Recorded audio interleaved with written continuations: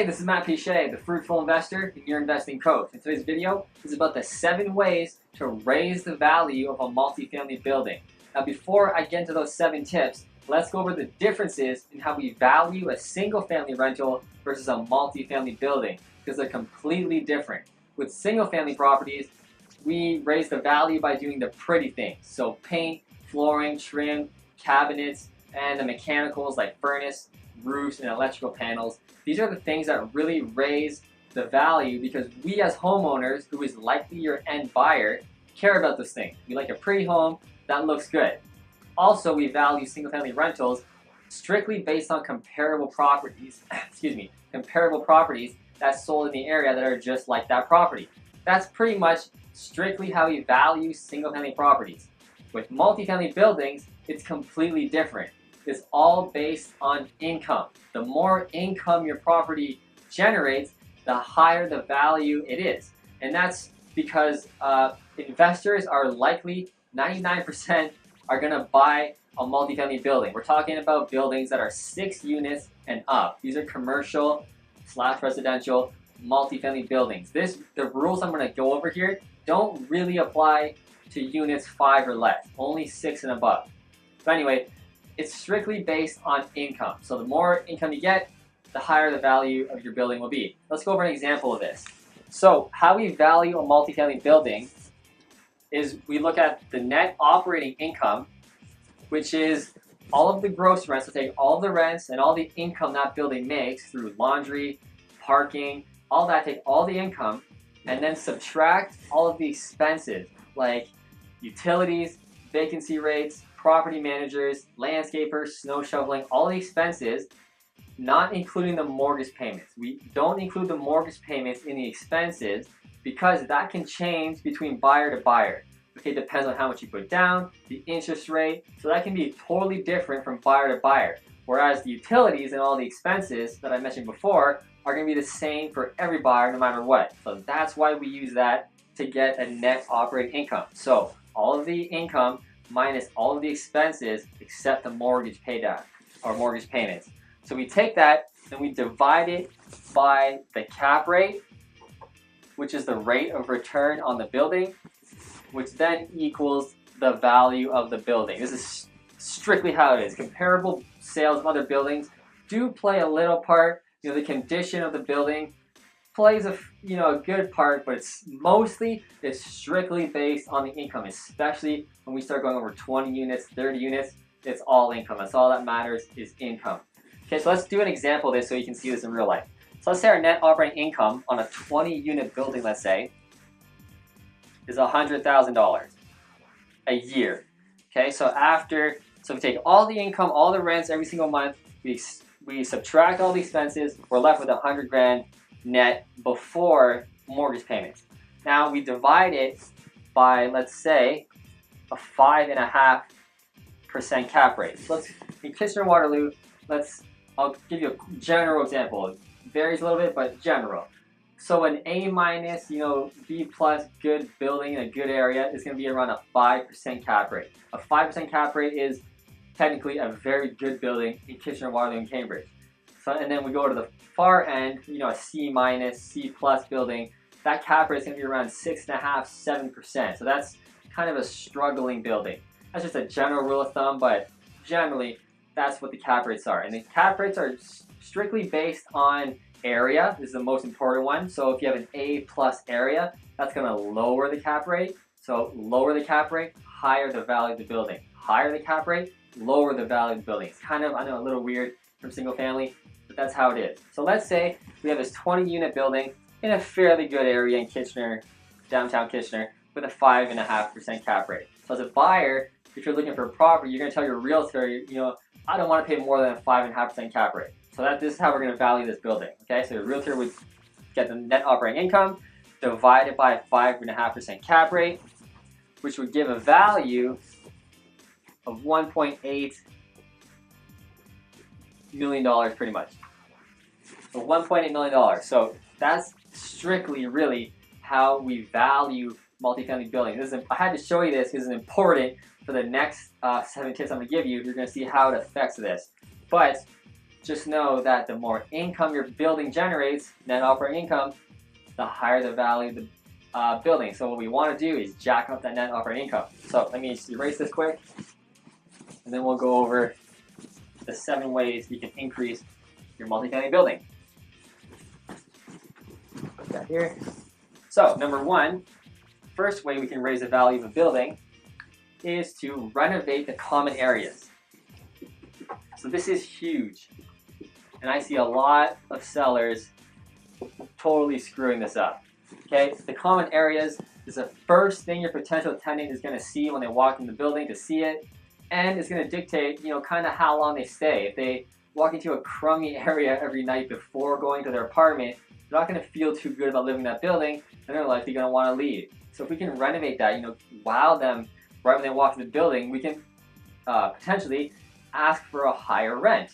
So what happens when the rent goes up? You saw in that last example, the more rent we can get, the higher the value of the building. So you can buy a struggling building that kind of looks outdated and crappy and easily renovate the common areas by painting the stairwells, putting down some cheap vinyl flooring, some baseboards in that common area. You really change the space, put some fake plants near the windows, whatever. Completely make it look awesome for a huge budget, really good on budget. So that's one important thing, so we can get more rent when we're looking for tenants. Okay, quick and easy. Number 2, sorry, I got my notes here. We want to reno each unit when the tenants leave. So if you buy a building, you're likely going to inherit a bunch of tenants, and they're probably going to be pretty outdated units. So we usually keep the tenants that we bought in, and we let it ride, and when they move out naturally, you want to renovate that entire unit to a really high quality, even maybe a single family quality, depending on the area that building is in, so we can jack up that rent. If we can get $200 a month more per unit, just for one unit, it completely changes the value of the building. You see that in the blog below here. In my blog, I went that in detail and showed the example. It's crazy. Just by raising one rental unit $200, it adds a ton of money per year to the value of the building. Okay. So number 3, another easy thing we can do is add a dishwasher.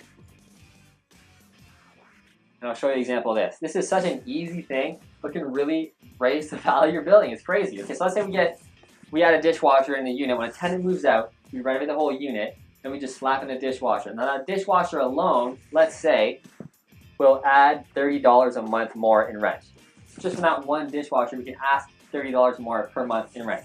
If we take that $30, times it by 12, should be easy math. Okay, it's $360 a year. And what happens when we take that same formula I just did before? So we have $360 a year more that we're adding to the net operating income, okay? Then we divide that by the 5.5% cap rate.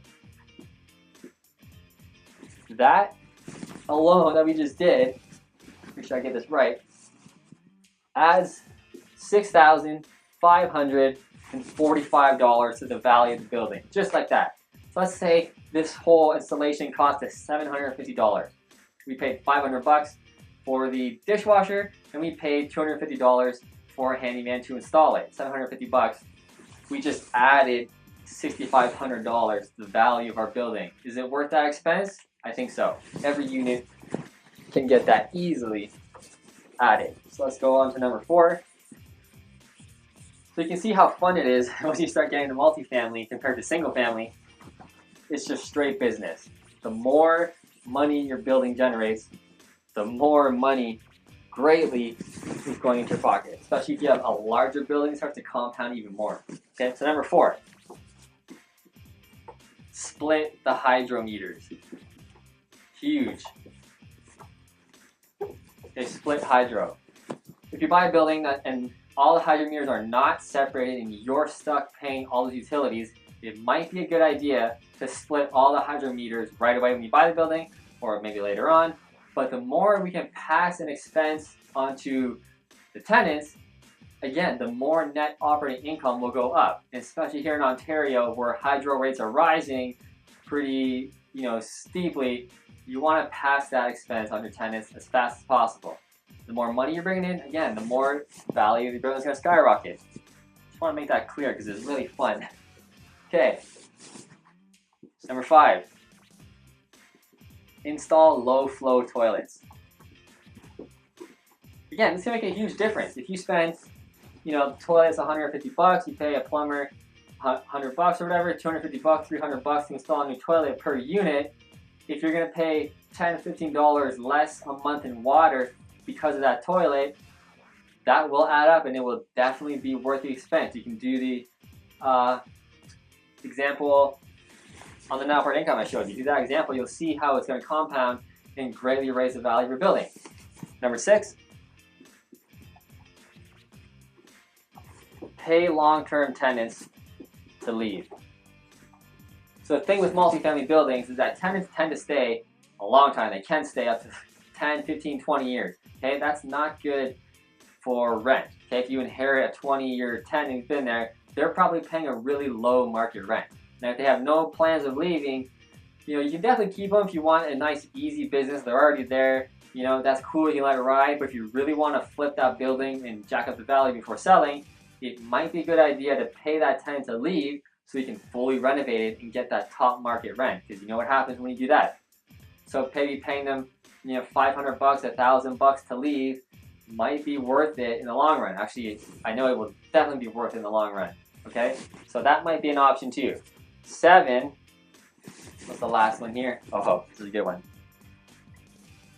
You want to get detailed financial statements before selling your building. Okay, believe it or not, if you have all of your ducks in a row, you have all of the utilities, nice and clean and neat, all utilities, the property tax bills for the last 3 years, all of the utility, I already said that, all the property management costs, everything. If you can give the more information you can to the next buyer, they'll likely pay more for that. They'll pay a premium. If you're a nice, sophisticated, and organized seller, you have everything. When the buyer puts an offer, and you go, yeah, here's everything right on day one, they will likely pay the price that you want to pay or close to. Whereas instead of trying to negotiate with you and bargain with you and get money off, they'll likely just say, yeah, man, here's your price. The building makes money. You've proven it. I'll just take it as is. That happens a lot more than you think it does, especially in multifamily, because again, it's sophisticated investors working with other sophisticated investors, the buyer, the seller. Okay, people buying these buildings are very just straight business. It's not like single family as much, where you're trying to negotiate every last dollar and get the best deal you can. With multifamily, it's just the formula. Net operating income divided by the cap rate equals value, period. I don't want to negotiate with you. I don't want to hear your bullcrap. That's how we value buildings, okay? Income. That's the tips. I hope you use them. They're definitely going to help you raise the value of your multifamily building, especially if you're thinking of selling in the next 3 years, 2 years. It might be a good plan to start implementing these 7 tips to turn that building around, okay? Those are the tips. I hope you enjoyed it. If you learned something, please click like right below this video. It goes a long way to helping my videos get more views and to help build my business. See you in the next video. Put your money in that real estate. Hey, before you click another video, I want to give you some free stuff. You like free stuff, right? Click on the first link below this video and get my book, Single Family Investing Made Simple, absolutely free. Read as I walk a real-life client through the entire investing process from start to finish and document it for you. Click on the second link and get my other book, The Real Estate Investor's Handbook to Freedom. This book is a must-have for any investor looking to take their business and life to the next level. And last but not least, get my third and best book, 101 Single Family Investing Tips. Inside, you'll find 101 proven and tested investment strategies that I use every single day in my business in order to grow my wealth and manage my portfolio. I hope you take advantage of all the knowledge below, and don't forget to click like and subscribe so we can get more of these awesome tips. See you in the next video.